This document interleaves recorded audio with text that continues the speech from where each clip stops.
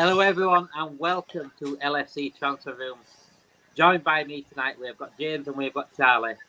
James, how are you doing, mate? I'm good. Yeah, it's starting to become that time where I might have to take my hoodie off, which is a bit disappointing. I'm getting a bit warm nowadays, but season's nearly over. I'm on tenterhooks now. Are you looking forward to the end of the season? Or are you living the moment right now? I'm living in the moment right now, but then news comes out like, Firmino and Millie are leaving, and it feels like the end of an era. And then you look at players you're linked with, like, oh, we're interested in a 14-year-old, and you're like, oh, come on. So, Milner's son. Anyway, Charlie, how are you doing, mate? How are you doing? Yeah, really good. Got major holiday blues after being away for a bit, but it was good. Just before the baby comes, so yeah, need to get that. Like me, mate. Like me. Baby on the way. Baby on the way. Little baby. Must be something in the air. The thing that is in the air is not new contracts this time round. Milner, Ox, Firmino, and Naby all leaving at the end of the season. An end of the era, James said, and that's what it feels like. It really does feel like an end of the era. Maybe not so much Naby, Keita, but the other three slightly much more. Which one out of the four, James, are you going to miss the most? And tell me why it's Bobby. Oh, so I'm going to miss Bobby the most, but I think the team will miss Milner the most. I sort of get that, right? And the reason for it is, Bobby's great around the place and stuff like that, but Milner is seen as the leader. He's seen as the example setter. He is seen as a mentor, a coach. You think about all the players that have come through in that time that were world class when they walked through the door. Milner was the one that was winning titles, was playing in the Champions League, was getting through to semi-final. He was the one that even for Henderson, he was the one that set the example. So, yes, I will miss Bobby the most. I will miss no-look finishes. It kills me that, they're disappearing. But I actually think the team will miss Milner the most. And, it's one of the biggest bargains in Premier League history. 7 years for nothing. I will take that every day of the week. When you say the team misses Milner the most, do you think it's Klopp? How much is this going to hurt Klopp not having his son being involved in his squad anymore? I don't think it'll hurt Klopp. I think it's like when Lallana left, isn't it? Like he wasn't in a great place when Lallana left. He had a lot of time for him, but I think he accepted that the time had come. And Milner now, I think his last contract was 3.2 million. He was on 7 million a year for 6 years, and his last one was 3.2. Everyone's known for a while that this is going to be the last one. So I think the big change is going to be the big interesting point. You can't just take Milner out of it. You're taking 4 or 5 players out of it. That's going to be a big culture change. You get 5 new people in your team at work. You're not going to be like, oh, everything's the same as normal. There's going to be potentially a culture shift. And as long as it stays a positive culture shift and not a toxic one, like a Ronaldo coming in going, I'm the big I am, we'll be okay. So that to me is the most important thing this summer. It's to keep that same culture, keep that winning mentality, keep that sort of belief in the camp where Milner had it, didn't he? It's ingrained into him. And players like that don't come around too often. Before I go to Charlie, I'm going to introduce Kev. Better late than ever. Like Liverpool into the top 4 race. He is here finally. Sorry, boys. Kev, how are you doing, mate?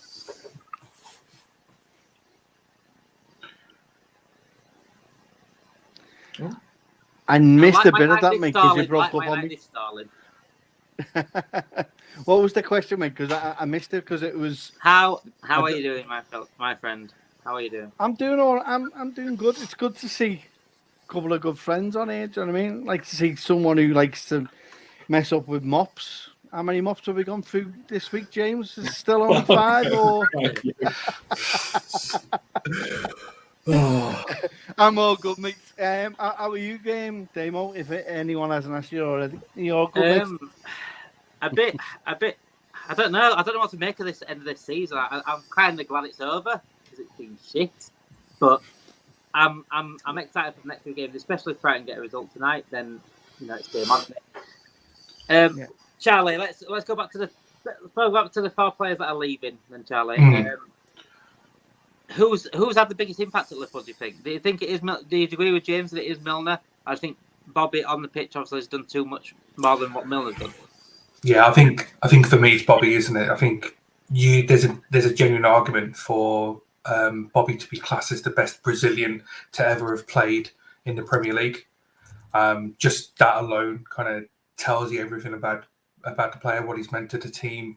He's been, we've said it so many times about the player, heard it so much. He's that unselfish nature about him because of his ability, because of his vision. It's just allowed Mo and Sadio to kind of thrive. If you ask Mo today, I'd tell you he probably would say that the biggest influence on his Liverpool career outside of Klopp would be Bobby, because of the assists, the vision. Some of the classic goals I saw the other day on Twitter. The skills that he's come out with, just phenomenal. You can't replace that. I know we are trying to evolve the team, and it's going to be tough. It's going to take a lot of money, but I think it's a bargain what we got Bobby for. Really, 29 million in today's kind of money. If you wanted a similar player for similar age, with similar output, you're looking north of 100 million, I'd say. So Kev, we're losing the system. We're also losing the dressing room in James Milner. But the medical staff are losing 2 key parts of their work. How do you think they're going to feel, Kev, after the season? I think they're going to be devastated. Those beds are now going to be up for sale and they'll be on eBay at the end of the season, I think. Will it go towards the transfer budget, Kev? I don't think it will, mate. I think it'll go to another expansion of one of the other stands, I think. Do you know what I mean? You never know, do you? Do you know what I mean? We live in hope. I thought it was all go to the Bellingham fund, but obviously that's been put to bed and been burnt, and there's not enough in there for them. So, we move on, don't we? So, regarding those 2 players then, Keita and Naby, who would you say are the better signing as a whole?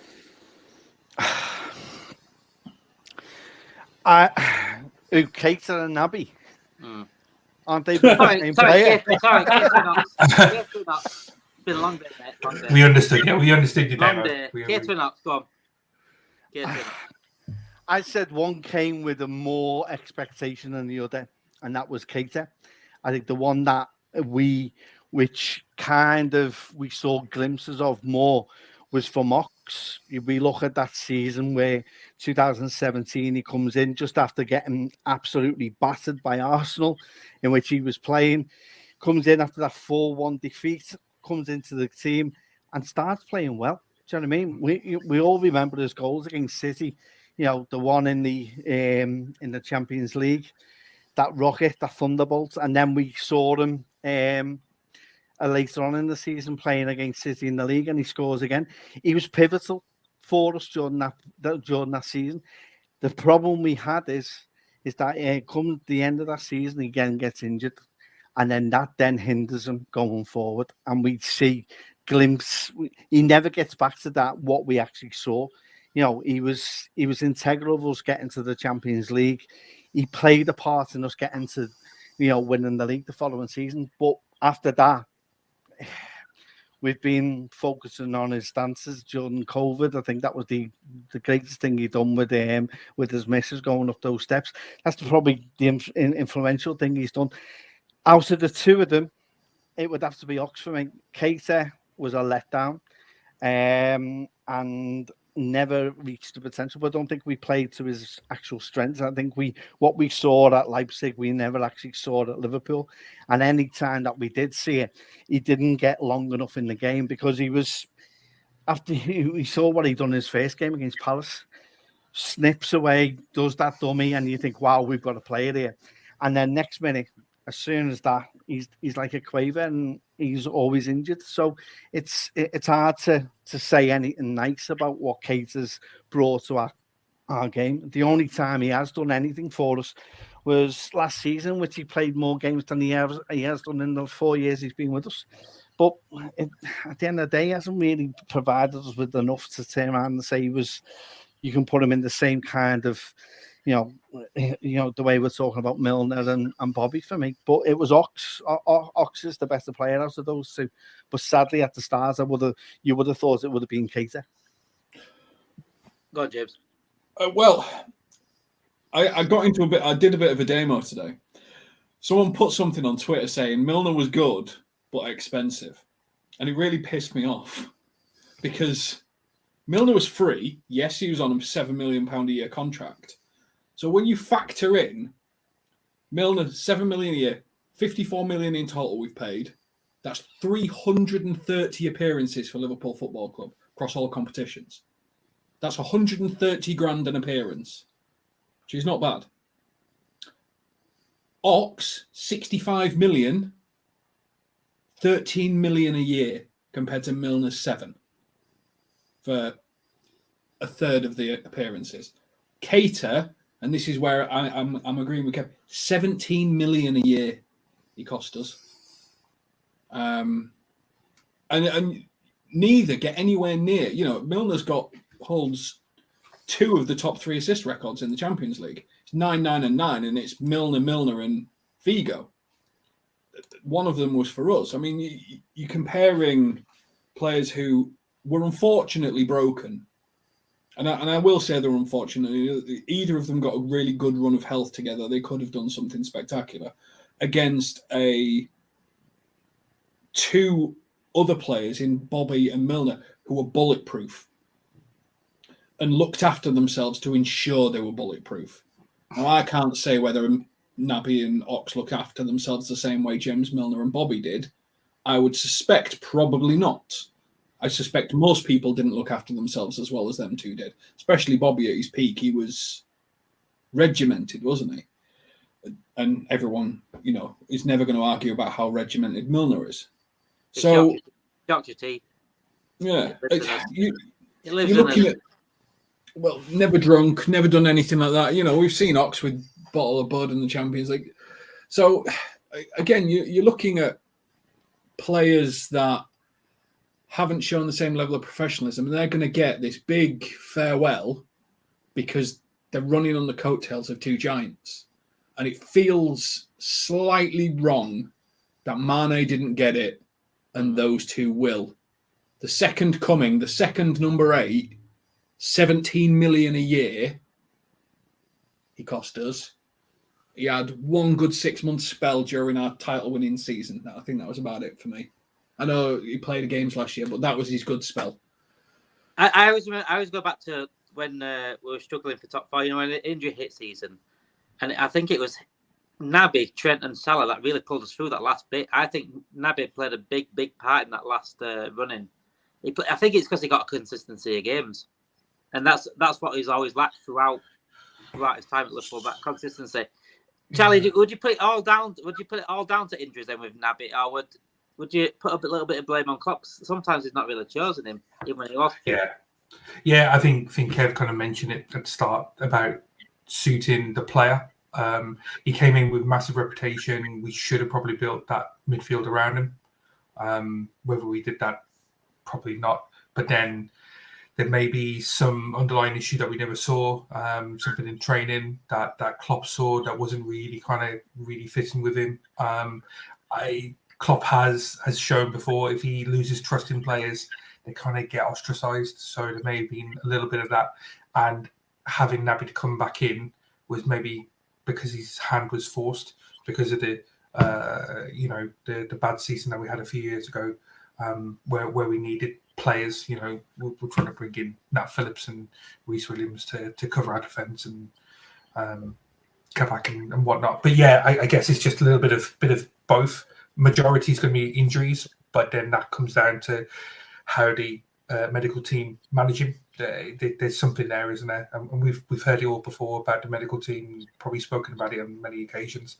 There's something there that we need to look at. Try to get a proper look at that over the summer, because you can't keep relying on the last 10 games of seasons.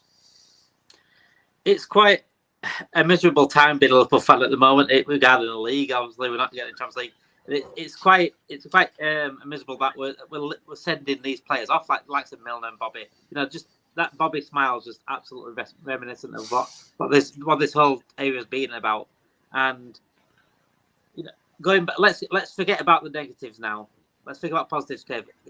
What's your favourite performance then of Bobby's ever? Is there anything that stands out for you? Even favourite moment? I've got two. I've loved the Soldado when we played against Villarreal at home, and he does the swivel on him and sends him for an echo bar 4 times. The other one was my 40th. I was in Benidorm. It was 2017. We're playing Stoke away, and he scores the winner against them, and we win 2-1 with an absolute belter of a goal. It was also day of the Grand National as well, one for Arthur, one.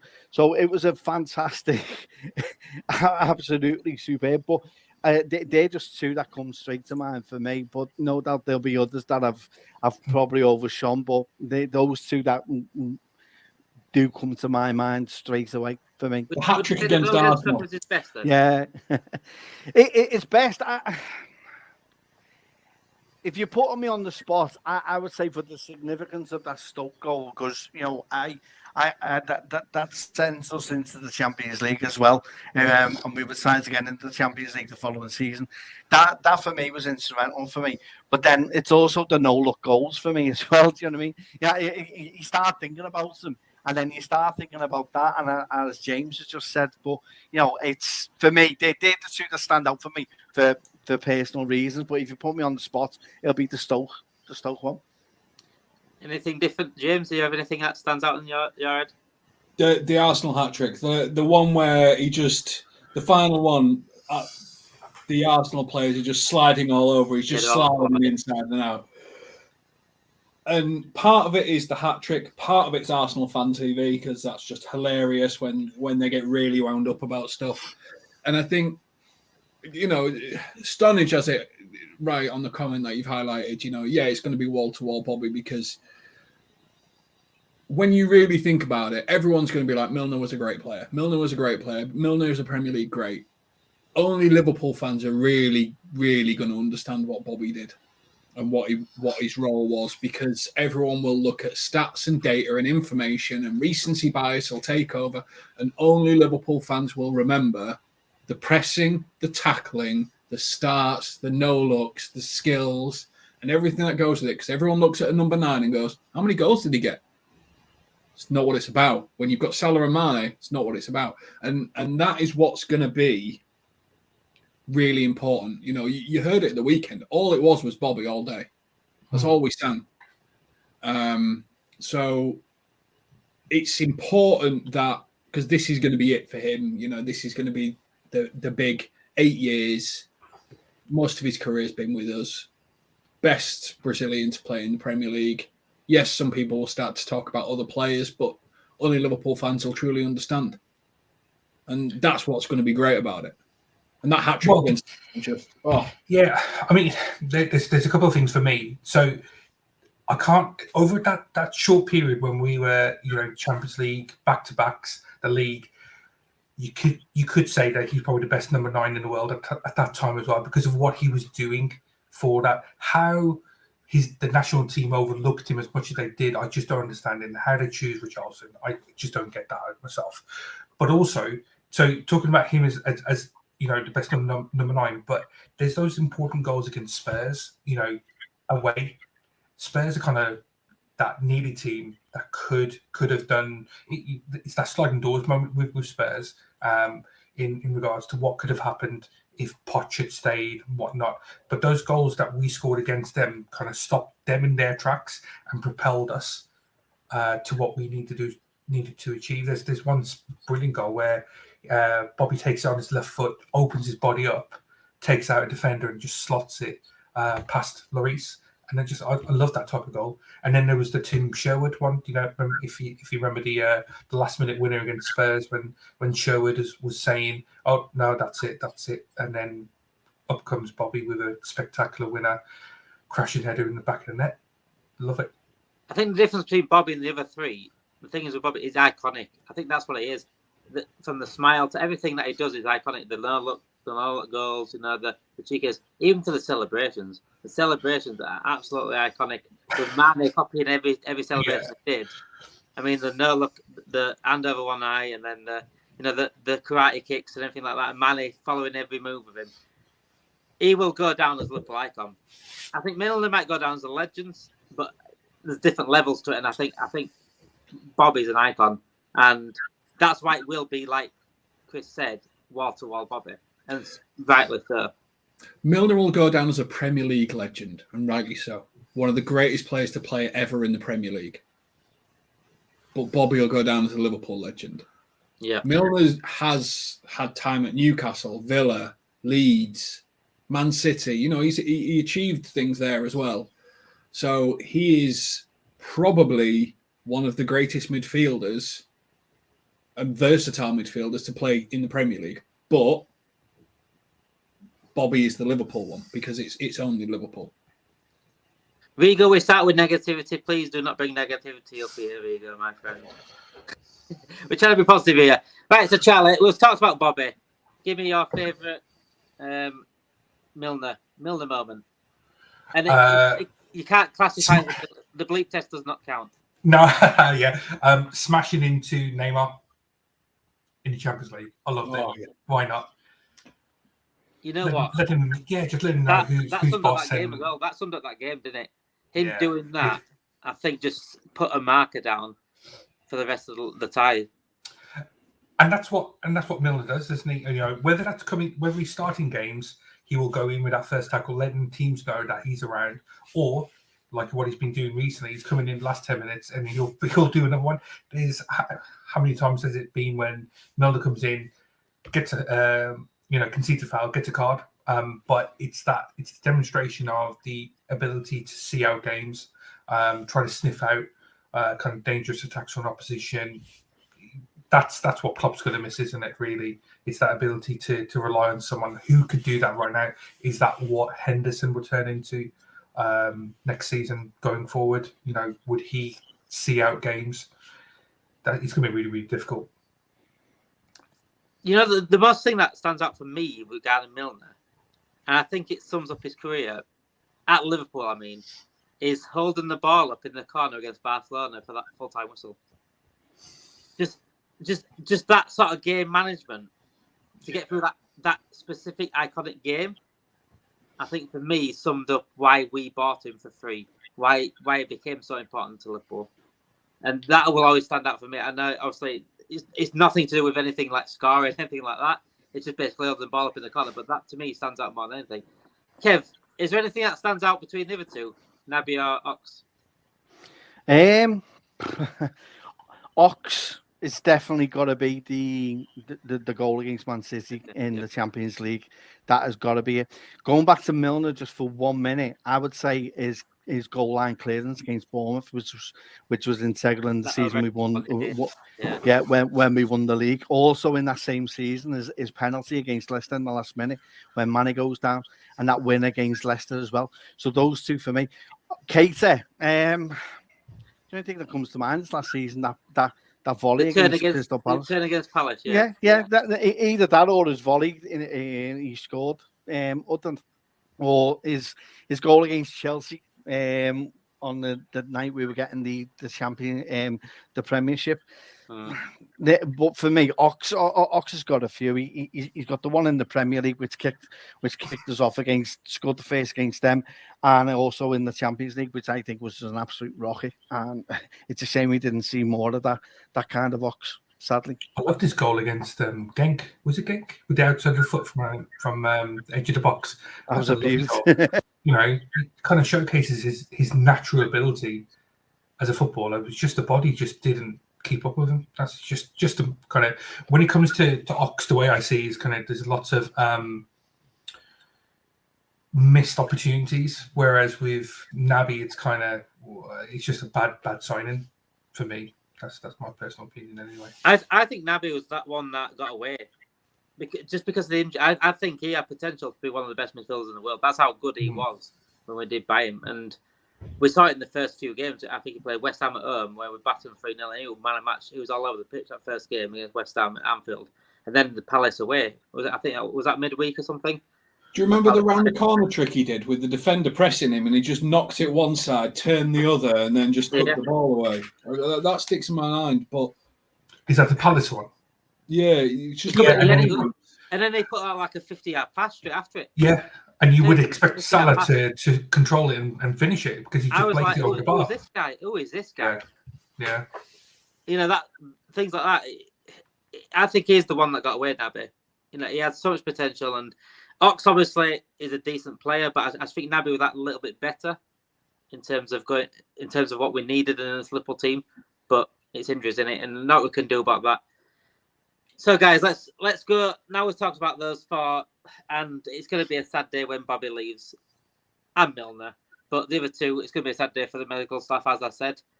Let's talk top four. And as Rigo told us that Newcastle are 1-0 up. I haven't confirmed that yet, but I believe him. Newcastle are 1-0 up, and that's a killer blow to us in our top four. But, James, how does it feel that we're even in a top four race right now? Infuriating. That's the only word I can have for it is we haven't changed personnel, really. No one's come in. No one's, they brought in Curtis Jones, but the starting 11's not really changed. And we're able to put 7 wins on the bounce together. It's infuriating because we were 1 point ahead of Chelsea. I mean, look at where they are now. Where's it been? Like we've if they'd just worked it out 2 weeks sooner, we'd be in the top 4. And that's what's infuriating about it. See, as Liverpool fans, we know what we're capable of. We know we can beat anyone on the day. There's videos all over this channel about move Trent to midfield. Let him control the game. He just needs to be in the right positions, doesn't he? When going forward, he still. I might have been having this debate. What is he, right back on midfield? I still think he's a right back, but this attacking forward, when we're going forward, he goes into midfield, but he's still coming from right back. I don't think he's just. Where do you lie on that, James? Because I don't think he should start in midfield, because I think he needs to come from right back to see the whole pitch first before getting into midfield. If he starts in midfield, I think he's taking a lot of things away from him. He's not really starting in midfield, but it's like we're playing 2 defensive midfielders, isn't it? You've got Firmino and you've got Trent. Trent progresses to defensive midfielder from right back. And then, a bit like what Xabi Alonso did, looks at the picture and puts the ball on a sixpence wherever he wants it to go. Except, credit to Trent, his defending in terms of pressing and running and pace and stuff like that from this defensive midfielder position has been very good. Like, he's been covering, not reading. Like, do you know what I mean? He's covered spaces and run and done well. So he's entering late, a bit like what John Stones did last night for, coming into the space and then dictating the play. And then if it doesn't work, well, that's all right. You've got Curtis Jones, you've got Dia, you've got all the other players and stuff like that. So you can't really block him off.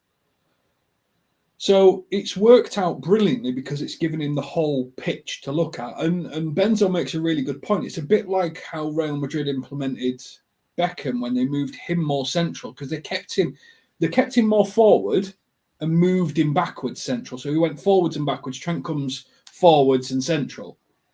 So they're coming at it from slightly different angles, but it's very, very similar to we're going to let this pass master dictate how this game goes. And the reason it's infuriating is you worked that out 2 weeks sooner, we're in the top 4. Kev, are we better than Man United? Are we better than Newcastle? On our day, yeah. This season and the way we played this season, we've struggled. I think even now I would say that we are, but they've done something that we haven't done, which is far more wins than what we have. We've only got ourselves to blame, by the way. So I'm not feeling totally. It's infuriating that we've done this, but I always knew at the end of the season we would go on a bit of a mad run, I had the feeling we would. It was the stars of the season and how we beat.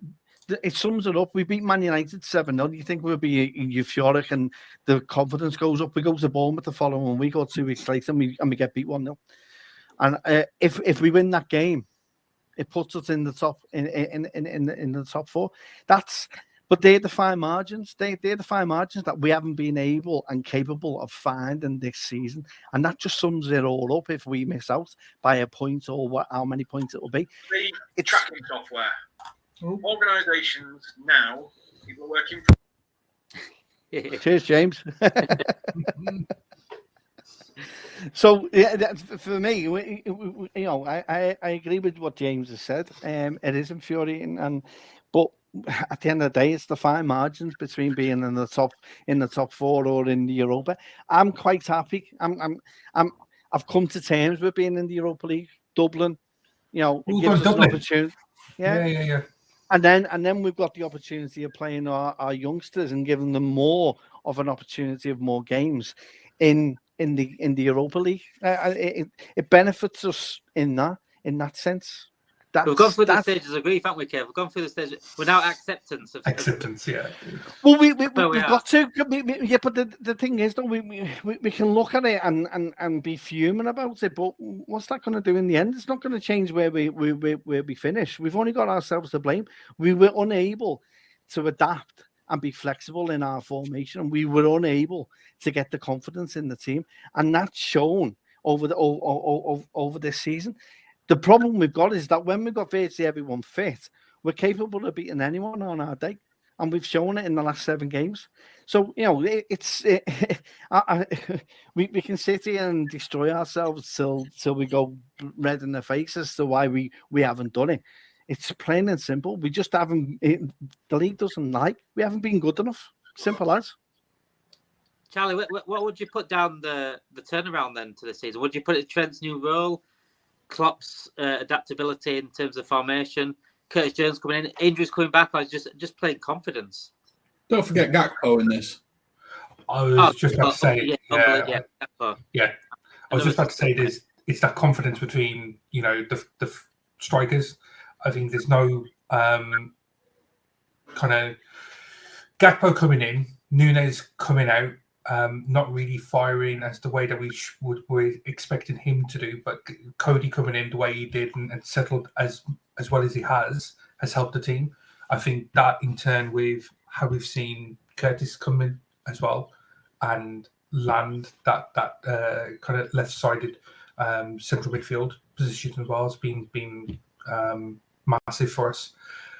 But I think the major thing is around about that Trent position. It's no secret to us because we've seen it, and I'm sure Klopp has already said really recently that he wanted to try this kind of formation out earlier, but because of the situation with the league and the performances, just hasn't worked out. I'm pretty sure everyone at the club are really frustrated with how things gone this season. And I don't think it's any surprise that Klopp has called out kind of transfers. He wishes that the club were a little bit riskier when it comes to transfers, and it's just treading over old ground.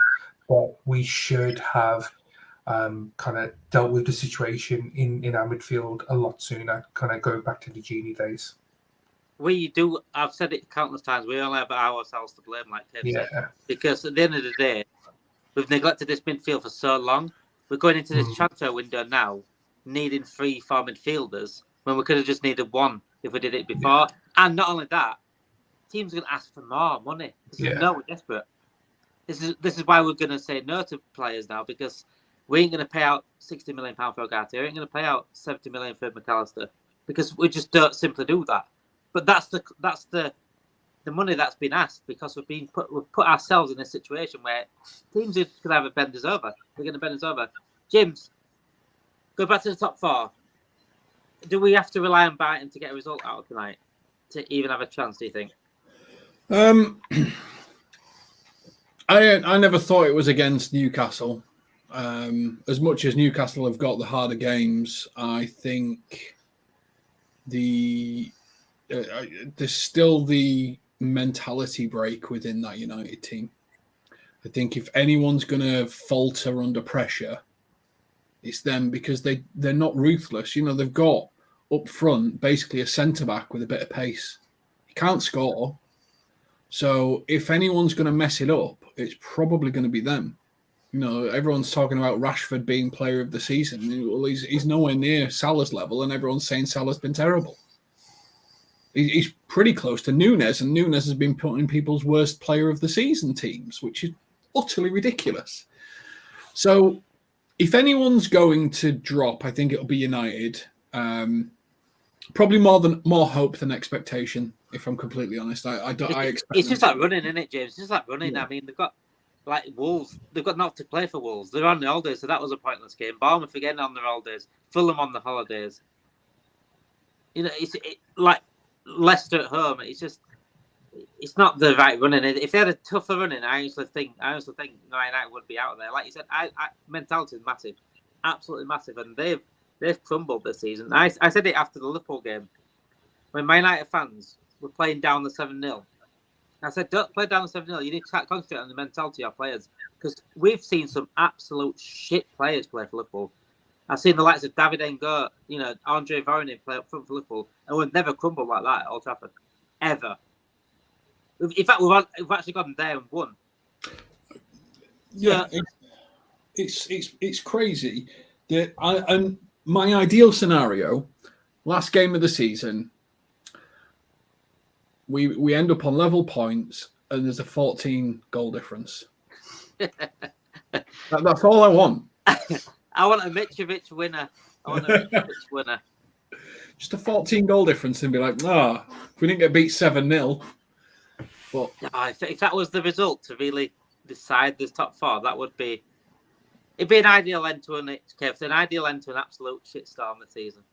It would be, but again, we're leaving. We're in the hands of other teams to decide our fate, and that's no place for the Liverpool team to be in the fact that we shouldn't be relying on the likes of a United or a slip-up from Newcastle. We should be, the expectancy, as we say at every start of every season, should be minimum of Champions League. And that mentality, for some reason, wasn't there. We had a lot of injuries, and we struggled to come to terms with that. You know, the likes of Cody Gakpo coming in was a find in itself, and it's been beneficial and it's been very fruitful. There's an argument to say, why didn't we buy a central midfielder then? Do you know what I mean? So, you know, it's, you know, we can look back at this season as we can with the 2021 season to a degree, and come up with the reasons why we faltered. But again, I'm not worried. I'll look at the end of the season. If we're in the top four, happy days. We've managed to get away with one. If we're not, then Europa here become Dublin. I don't know if it's actually. Sorry, go on. You carry on. I just said we're only out of the Champions League for a year. Even if we didn't qualify next year, we get through on legacy because of how well we've performed. So it's probably the best time not to be in the Champions League because of the format change the following season. So it's not like a crisis as such. What is a crisis is what you've mentioned, Damo, which is the fact that we've neglected certain assets at our club and allowed them to go on a free, such as Naby, which should have been kept and being put on a contract so we could get some kind of money back for him. But we're letting these kind of play. Germany, he's highly regarded in Germany, and you would get probably 20, 30 million for him. I'd even say so now. We haven't kept our asset kind of more fruit. We're letting these go for nothing, and it's great that they're coming off our wage bill. We're always reactive, aren't we, Kevin? Oh yeah, we are. We're never proactive with this. We don't gamble. We don't gamble as much as what other clubs do, but we used to do it. So why aren't we? You know, it's not as if we can't. It's as though we're made up with all. You know, everyone cheering us and how well we do this, and look look what Michael Edwards done, and we've sat back on it. And we've sat back on our laurels going, don't worry about this. And we tend to forget that, again, you know, players age. And you can't have an aging squad playing the pressing football that we have. But we haven't adapted. There's so many mirror images of what went on at Dortmund with Klopp, which is what we've seen this season and the season before. But nothing's been adapted. We haven't adapted. It's always been reactive, as you say, Damo, and it kind of annoys me. That's the frustration I have in this is that we've seen the stubbornness of Klopp to a certain degree of not being able to be flexible within the boundaries of the team he's got, and hasn't adapted it as best as what he could have done. It's mirror image of what happened at Dortmund. He's, and if you can't see those frailties straight away, then what's going on? Do you know what I mean? There's chaos at boardroom above Klopp and above that we've seen this season that we need to sort out. We're still waiting for a sporting director, and is he coming for 3 months, or is he coming for till the end of Klopp's contract? That's still And have we got a doctor? Are you the doctor, Damo? I don't know. That's why I let Nabby go and I was just sick of it. I'm overworked, mate. Overworked, honestly. Jen, thank you very, very much for your kind donations as per usual. And because of Jen, we've got a now bigger budget than Klopp this summer. Thank you, Jen, again. And yeah, we're going to keep providing you with the best entertainment we can do, Jen, because you single-handedly keep this thing going. And this is all for you. So, Charlie, going on to the summer now then, what needs to happen? Are we going to get the tools to happen? Is Klopp finally going to get backed, do you think? The sounds of it is the stadium expansion has meant that we haven't been able to afford one player per season. I hate to kind of bring it. I've always kind of lent more towards I'm positive about the ownership of the club as this season has gone on. You're with the right host right now, man. Yeah, as the season's gone on, that's just kind of gone down and down, and I don't feel too invigorated about what's going to happen within the summer. There's lots and lots of talk. I know this particular player, McAllister, is heavily linked, but the other links don't excite me one bit. The point I was going to raise before about top four, I feel that we've possibly overplayed Van Dijk as well. He played the most minutes up to the World Cup, I'm pretty sure, for any player within top 5 leagues or something along those lines. And you could tell, the performances against certain teams. I look back at the way that he stands off against certain players when they're scoring goals. Virgil a few years ago would have just been right in their face, taking him out the game, but where he's had to adapt. Is that because of his knee? Is that because of the age? Is that because of the essentially just playing too many minutes? I think we need to kind of address that as well. If we're going to have a long-term vision, then we need to have that long-term replacement coming for him. That's going to be a priority for me. But I know midfield is obviously massively important. We're fine up front. We're scoring lots of goals when we need to, but the midfield and defence. I know there's even talk about goalkeeper. It's just so much to do, and is there enough money? Well, we signed Adrian onto a new deal today, so that's goalkeeper Yeah. 10 years. Yeah. Breaking news. Anyway, James, going on what Charlie said, talking about Van Dijk not replacement, but like an understudy to Van Dijk, which it's fully needed and just as much feel. So we do need to spend quite a bit. The question I want you to answer is hypothetical. Liverpool reach top 4. What are FSG's excuses for not spending? So what FSG tends to spend is about 50 million a window, give or take. You spend a little bit more on Nunes, you spend a little bit less on Gakpo, Diaz. It's about 50 million, isn't it, give or take? So 50 million, let's say slightly over, and they get McAllister. Let's say he's got a buyout clause, right? Well, that's not going to get us anywhere, is it? Jen puts a really good name in the chat, which is Timber from Ajax. You can play centre back, you can play midfield, you can play right back, you can move around. And so if FSG are not going to spend, they need to make sure we get McAllister, who can play 4, 8, and 10, and Timber, who can play 2, 4, and 6. Yeah. definitely. If you're not going to spend, buy versatile. That's the only thing I can say, because if you're going to go, because I know some people want us to sign, all kinds of players, and people are like, I don't want Mason Mount. Well, Mason Mount's versatile as well, but he's versatile in the forward areas. And let's be honest, the one area we're pretty all right at the moment is left wing, right wing, and central striker. I'd rather give Ben Doak a try at right wing than play Mason Mount there, because I think Ben Doak's got the potential to be something special. And let's face it, Salah rarely breaks, and Diaz could probably play there, or Jota.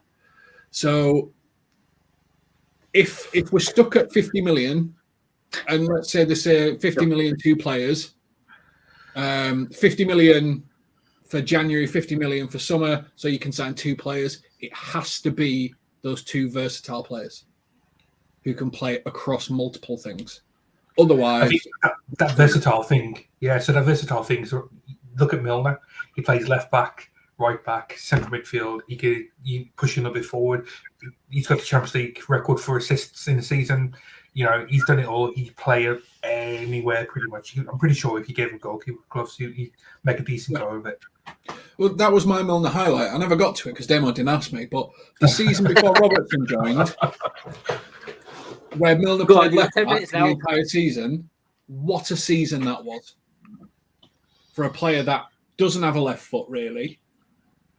All his crosses were down, cut back, whip it in. What a professional player that was for us when we needed it the most. Mm-hmm. That gave us a whole 8 million to spend on Andy Robertson. It certainly did. I mean, we've got some absolute bargains in windows. We have, haven't we? Milner for 3, Robbo for 8. Salah was cheap, about 35 million. Mane about 35 million. Bobby, we said earlier, at 29 million. Bargains, absolute bargains. So we can do it, but we just don't have Michael Edwards anymore, which is unfortunate because we need that sporting director to come in now that can do things like Michael Edwards did. I can confirm that, Jen. Kev has shown him around actually a few houses around his house, around his estate. Yeah, but unfortunately, he just doesn't see value in the area. So yeah, it should be taking some FSG. He doesn't see value. What's that? 2-0. 2-0. Right, top four's done. Sorry. Yeah, 2 minutes of injury time, and they scored in the 49th minute, so the 4th minute of injury time. Well, there's always Man United to drop in the boys. There's always Man United to drop. Yeah.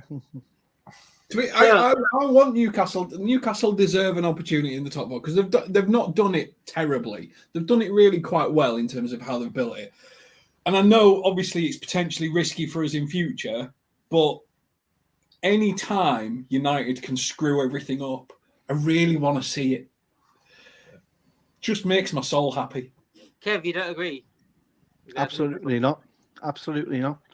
The last thing I want is Newcastle to get into that Champions League because you won't see the end of it. Now, that's it. I thought it would take longer than this. I think the way they've gone about it, I have to agree, they've gone about it in the right way. I thought they've been very professional. They've left it down to see certain people, to football people, to sort it out.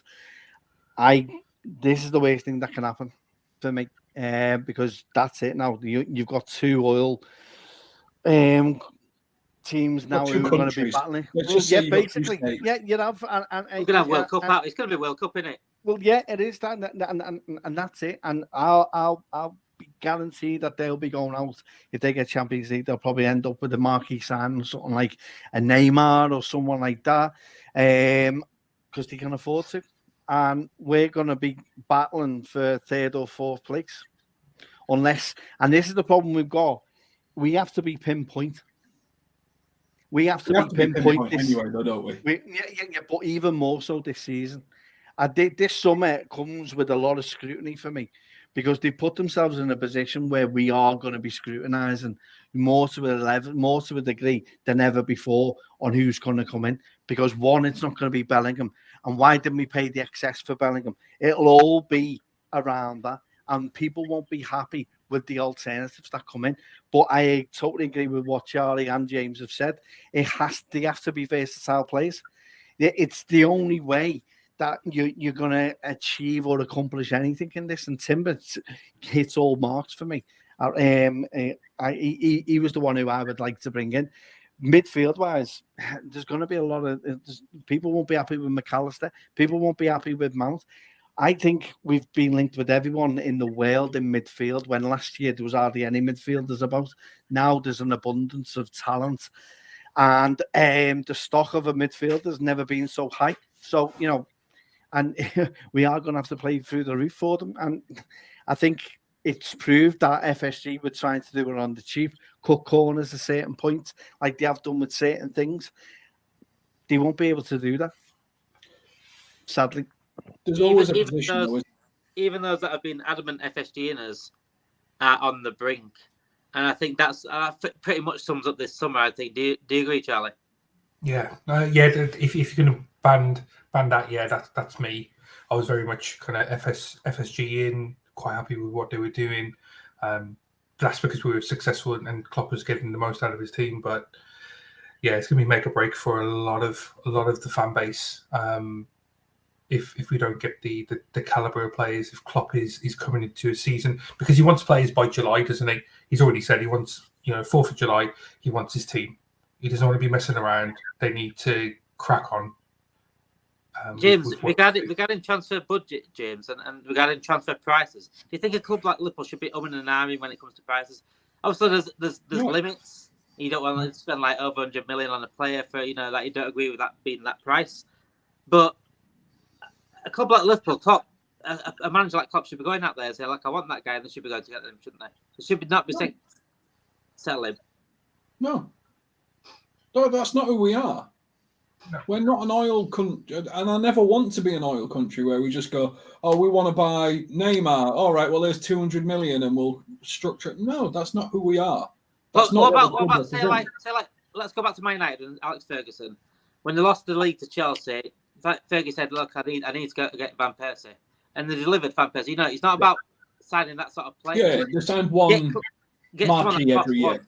And don't now whatever the price is, if that makes sense. It's not about Neymar, the big, massive name. They're like Ugarte is 60 million. Klopp wants him, they should say, look, 60 million, there you go.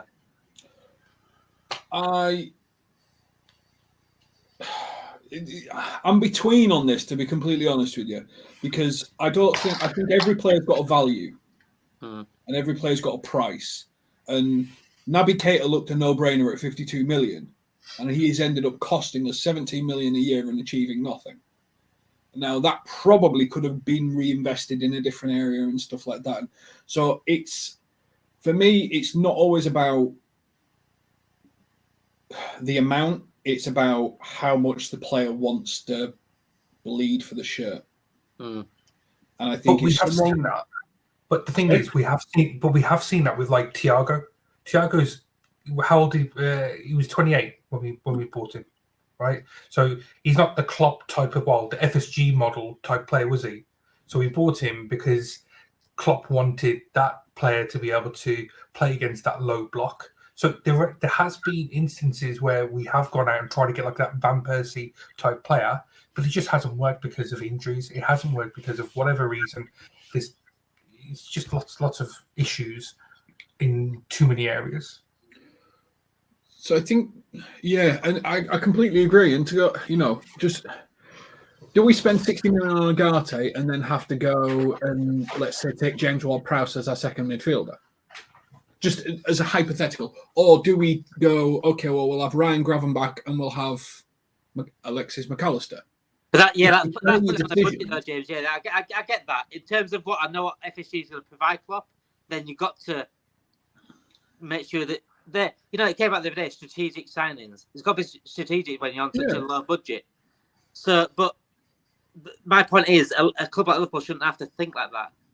But United haven't thought like that. And they spent 100 million on Anthony, and they're £1 billion in debt. No one knows how to play football over there. Not in the backup staff, anyway. There's an entire laundry list of players over £80 million. I think on one hand you can name the good buys that have completely failed. Like there's infinitely more failures by probably a factor of 10 than there is successes in the Premier League when you look at breaking that sort of 70 million mark. So We're Liverpool. We make players. We don't buy them. We bleed them. This is where some of the value of what Milner's going to be losing, and where you hope he's really entrenched it in the likes of Trent and in the likes of Van Dijk to take that mantle on to go, we will teach you how to become a Liverpool winning player. And you will become that next level. That's what I want us to be. I don't want us to be we want this superstar here, superstar. We've never been that as a club. So Yeah. There's an element I agree with you. I don't want to be penny pinching over 5-10 million for a player as we have done in the past. I'm talking like a play. I'm not even thinking about superstars as a whole. I could use Bellingham as an example. That's superstar. Yeah. But like Agati, I think players like that could change our midfield completely. I completely agree. By the way, I think they should provide Klopp what he needs. If he is 60 million, let's say that's right. Let's say it is 60 million, and they're not being absolute idiots and going, "No, we want 90," which is probably what's happening. Completely agree. 60 million for a player like that who seems as mobile and as defensively astute as Agati seems completely sensible. But at what point does it start to not seem sensible? 70, 75, 80, 85, 90? It depends. At what point does it become untenable? It's all context, isn't it, James? I mean, yeah, it's obvious to look at Bellingham and think, he's clearly an 89 million player, so you could accept that. Yeah. But you can't look at Ogati and say that's an 80 million, 90 million player because he's not done it in the big occasions yet. He's not even performed in a big league yet. So you got it's context and there is limitations to certain players. So before we do go, last 10 minutes, let's talk about the Jurgen Klopp ban. And you know what? I get it, and I don't agree with abuse. I don't agree with things like that. But what Klopp said after the match, I agree. If he gets banned for the abuse, fair enough. But what Klopp said after the match was basically the truth. And if they don't like the truth, then they've just got to deal with it that way. But this is what ought to happen now, Charlie. I'll come to you about this first. Is accountability. Jurgen Klopp's clearly had accountability, a right accountability there for what he's done and what he's said. But should this now be on every other manager, on every other referee from now on? Yeah, no, I agree 100%. So there's a couple of things, isn't there? So first of all, didn't the FA, the referee board say that they'll release audio? Let's see what actually was said to justify the 2-game ban and a bigger fine than what Ivan Toney got for 8 months. It just doesn't make any sense. And then there's the Liverpool have written to the FA with a letter saying that Salah's been actually attacked. He's not getting the protection or getting the consistency as what other players are getting. So there's a couple of things there that the club have called out rightfully. I think I said at the time that maybe Klopp needs to kind of rein it in because it's not helping him. But, the way that Webb came on the TV on Monday with his nice examples of VAR working, but not really kind of talking about the bad examples, how those controversial decisions were made. Those are the things that we want to be hearing. It's just a smack in the mouth as to the timing of this ban. The last home game. So Klopp's not going to be there for whatever, I know it's going to be a really emotional day. That's going to have a massive impact on potentially the team if things are not going to go well in terms of top 4. But it's just the same scrutiny, the same kind of outlook needs to be put against Arteta because Arteta's just as bad. He's one that is effing and blinding and making glasses jokes about the referee or whatnot. He's just as bad, and so is Pep and whatnot.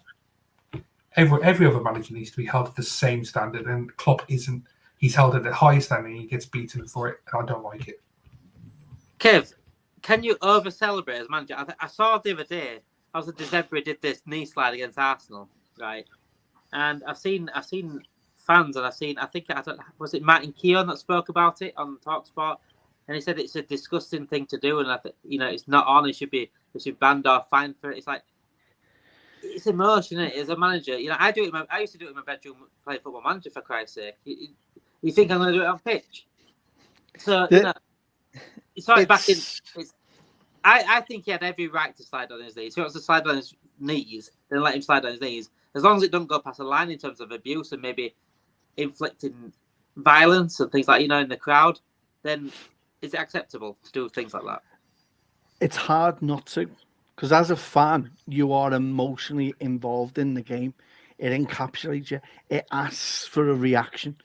And everyone has a reaction which is different to everyone. I agree that it can't go overboard. And we've seen it with Klopp when with Pickford, the little arms, letting the Origi goal in, and he runs on the pitch. There is emotion, and we are dealing with, with people's livelihoods. We are dealing with the football club as to where they're going to be finishing. What kind of effect is that going to have on them? Are they going to be sacking that individual after that game because of the performance? It is an emotion sport, and it is very emotive. And it's hard to take that out of people when they have their heart on the sleeve. It has to be reined in. But what the FA have done now is set a precedent as to a template as to where they stand and to hold managers going forward and assistants. I agree that sometimes it does go overboard, but that's hard. You look at that Tottenham situation. You look at the emotions that everyone went through during that game. We went through absolute ecstasy, and we're looking around scratching our legs. How were we 3-0 up, and now we're not 6 or 5, 5 or 6. And then we go to the realms of Richarlison comes on, and we think that's it, and the deflation, and then the adulation for scoring. It's hard not to get yourself involved. Tell me how that can be, but they have set a precedent going forward with what they've done with Klopp, and I hope they hold everyone as accountable to that level of what the old Klopp. James, do you agree with Kevin? Do you agree with the ban? First and foremost, do you agree with the too much ban? But where does accountability lie with referees and their poor decisions year in, year out? And you guys are Liverpool fans as well. I presume you think the same as me. Over the last 30 years of Premier League football, I've seen these refs being disgusting. A beach ball scored against it was allowed. It's, that's how bad they've been. So, where's the accountability for the referees? So there's accountability for referees because if they're utterly terrible, they get demoted and they lose their jobs and they lose their livelihoods. Just like if a manager's terrible, he loses his job. I played rugby for 30 years and I wouldn't be able to have a game unless someone volunteered to be the referee. And they can be terrible, but we need them and that's fine. And I can get upset about it in the game and stuff like that. But at the same time, I have to appreciate what they're doing to allow this sport to continue. So we can't just... It's really easy to blame the referee, but majority of the time, what is it? Something like 90% plus of decisions, 95%, 98% certain times of the decisions are right. So we're arguing about someone with an error rate of 4%. Now, if you had a less than 4% error rate in your job and you had your bosses shouting or your team members shouting and screaming for you to be fired, when you're getting that much right, you'd feel wrong. It's wrong, isn't it? What about VAR? Emotive football. What about VAR refs then, James? Because really, they see the same video as us, and they somehow come to a different conclusion. Sometimes, I think that's it, though, isn't it? Yeah, I mean, VAR is a different ball game, isn't it? I think that needs a specialist team. I genuinely think it shouldn't be referees. It should be a specialist VAR team. Because I think one of the problems you've got there is, again, you start to think about it from a workplace. Your mate's made a mistake. You want him to be right. And so it needs to be a specialist team who don't care if the referee's right or wrong. Like an audit, like a quality analysis. Because if you have one builder checking another builder's work and they're mates, they're going to be more lenient towards what the other builder's done. Whereas if a quantity surveyor comes in and goes, that wall's wrong, knock it down, start again. That's how VAR for me needs to change. But I don't blame refs for getting it wrong. I think for me, what was said was what was said, and I'd need to hear that before I make any assumptions. But for me, Klopp gets a ban just for getting in someone's face. Yeah. He's done it before. I think he's probably accumulated enough yellow cards for this type of behaviour to actually get a ban now. That's probably how I view it. I think he's fouled enough to get a red card. You should never get in someone's face. You should never try and physically intimidate someone. He's like Richarlison, isn't he? He keeps taking his shirt off and getting booked for nothing. Yeah, but he took his shirt off, he celebrated, but you should never try and intimidate someone that's just trying to facilitate a game to happen. You know, they're doing it because they love the game, not because they want X, Y, or Z to happen. I agree the referee's a bit dodge. I would look into him. I would do all the formal channels and stuff like that. But the fourth official, I mean, come on. That's just intimidating. You might as well go up and intimidate a ball boy. I'd never get that. I'd never get that having to go at the fourth official. Because, like, he's not the... He's not even the messenger, is he? It's not even that. What can he do? And you can say there's a difference between a volunteer referee and someone that's highly paid. And I would tell you that the difference is the error rate. The error rate of a rugby referee is probably around about 50%. They get 50% of it right and 50% of it they don't see, and you get so many injuries because of it. Rugby officials are the best. If you watch, and I'm a big rugby league fan myself, but the officials in there are the best around. They don't take any crap. You know, they're mic'd up. You can hear them. They're talking to lads 10 times bigger than them, and they don't take any crap. The respect is mutual respect. But it's that transparency. It's that transparency is what I respect. 100% respect is critical, and that's what footballers and football managers and fans do not give to officials. So you're creating a toxic environment for someone to work in. You've really got to love something or get paid, what, 70 grand a year, I think it is, to be a Premier League referee? 100 now. I'll do it.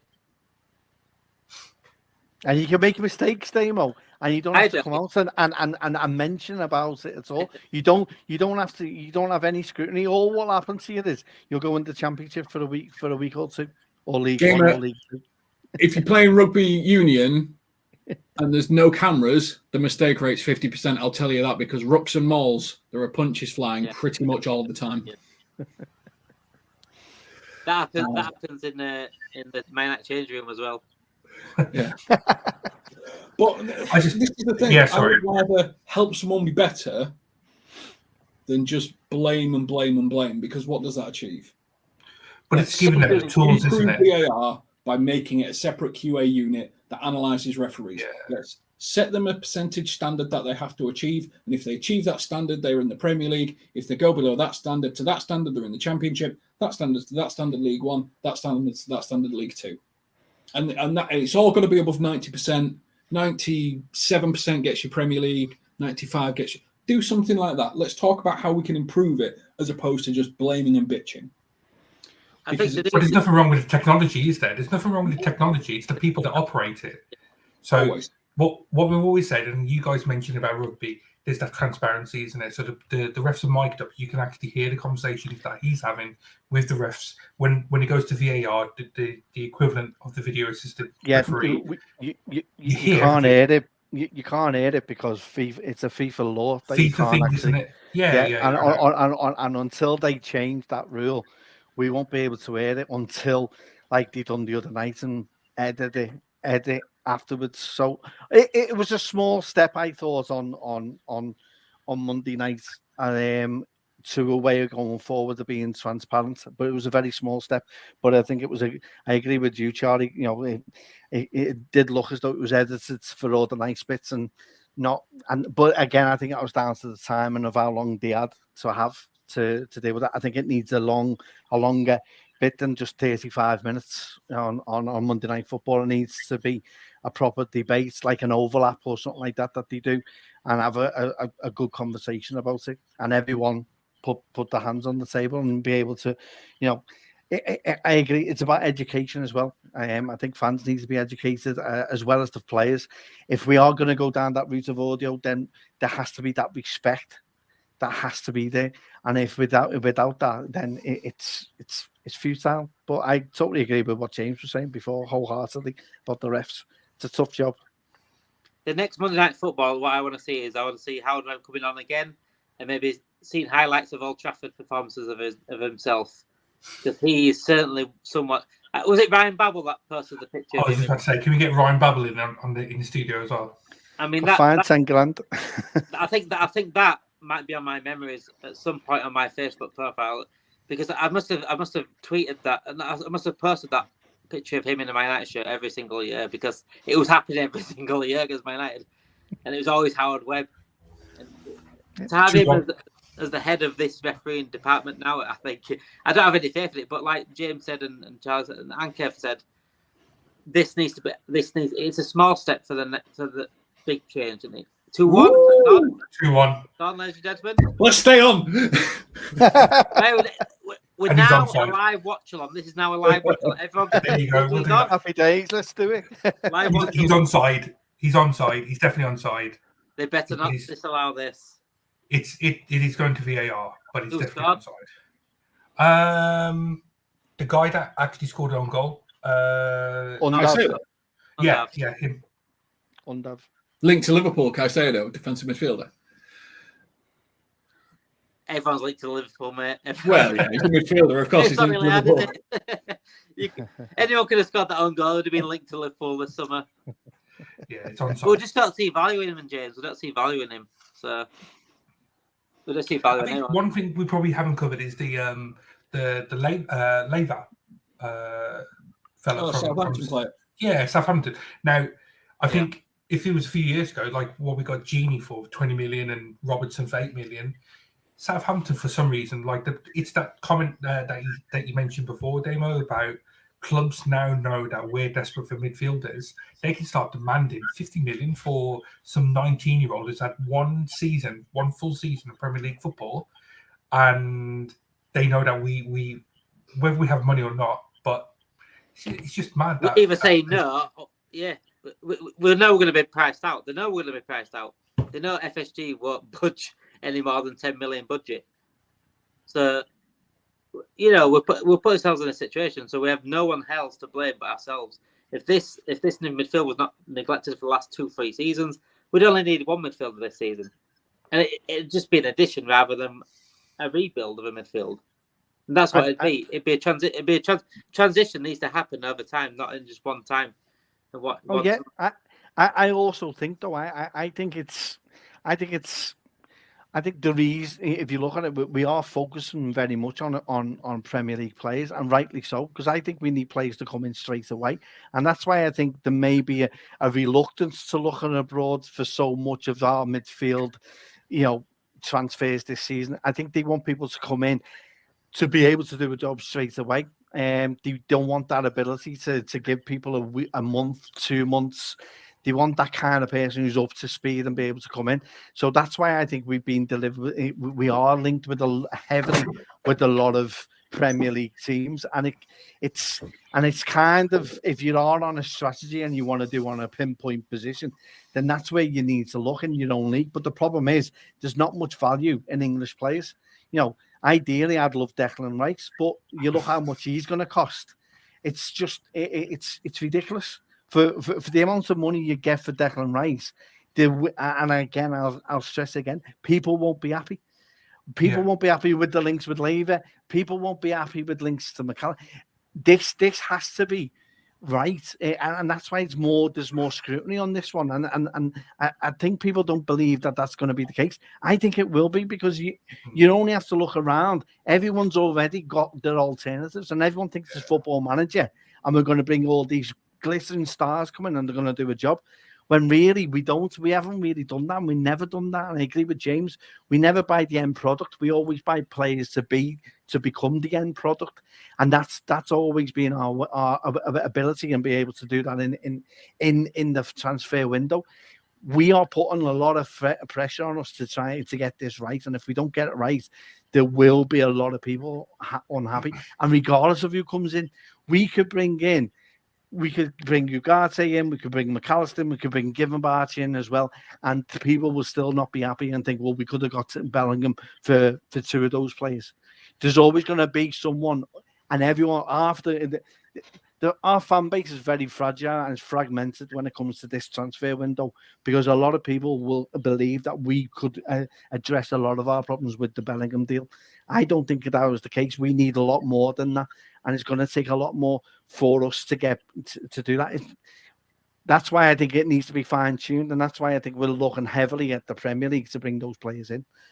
Sorry, we're on a bit of a rant again. I think you're right, though, Kev. You look at the English player rule, and we're short. Is Tyler Morton going to be in the Liverpool squad next year? Because he's going to have to be at this rate. If we're signing all these international midfielders, that's why this Southampton player, who I think is English, is probably higher up on our priority list, and probably why there's a premium on him.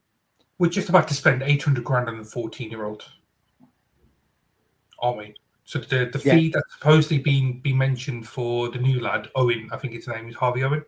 That's 800 grand. Now, the reason what they've said around that is Brexit. I don't want to get political about it on this, and I could talk about it for another hour about how shit Brexit is. But if that's the excuse that's being thrown around now, we better get used to it. Let's just get used to it now, because we're just going to get priced out of anything. FSG have used every excuse in the book. We've only come by COVID. Brexit's the next one, mate. We've got a line. We've got an absolute line of energy bills. When's energy bills coming? Now we've got a bigger stadium. It costs so much more to light it. That's what it is. So yeah, I don't want to put it down on the end of the show, but floodlights. The floodlights are going out. We're buying too many mops. Brexit means Brexit. It's been a pleasure, boys. Absolute pleasure as per. And I think we'll leave it there. Obviously, we've got 2 more games left, and it's going to be. I don't know how to. Like I said at the beginning of the stream, I don't know how to take this end of the season. I'm looking forward to the end of it. It's been shit. I want to break a little bit away from football, and yeah. But if Brighton do get one back, and there's a result tonight for Brighton, it's on. And it's this Liverpool team, when they play like this, they're a bit like City. It's relentless, and it's very hard that someone can stop them. And they're steamrolling through teams. Yes, we're not playing amazing football in some games, but this is what we were like when we won the league. This is what we were like when we won the Champions League. Some games we didn't play amazing, but we got the result done. We got the job done. And it is pressure on Man United and Newcastle right now, because Liverpool have been there and they've done that. They've come back from literally having no players at all and coming back into the top 4 and finishing 3rd somehow that season, by the way. And with the 4 players leaving, we want to give Naby Keita a brilliant send-off and leave on a high with Champions League football. It's a shame we're not chasing down Spurs, isn't it? They've been guaranteed top 4. Let's have a minute spot for Spurs would have bottled it ages ago. Let's have a thought. Let's have a minute thought for Klopp, who was losing James Milner, his son. Let's have a thought for the medical staff, who will lose their 2 favourite players of all time. I mean, they're on the Christmas list at least. And let's have a thought for Bobby, iconic Liverpool player, and the reason why we even became successful in the last era, because he was the system that Klopp built around. And as LSE transfer room, and I'm sure these 3 will say the same thing. We thank people like Bobby and Milner and Naby, of course, keeping our medical staff in jobs. But that's it from us at LSE transfer room. Please like and subscribe, keep following us on Twitter. We're going to keep getting articles. It's going to be a busy summer for us at transfer room. Maybe not Liverpool transfer room, but transfer room as a whole, I think it'll be a busy summer, because there's going to be transfers happening, isn't there? And I will be trying to get my head around not spending more than 10 million at some point. Thank you, everyone. Thank you, everyone, for tuning in. Thank you, boys, for coming on. And come on, the Seagulls.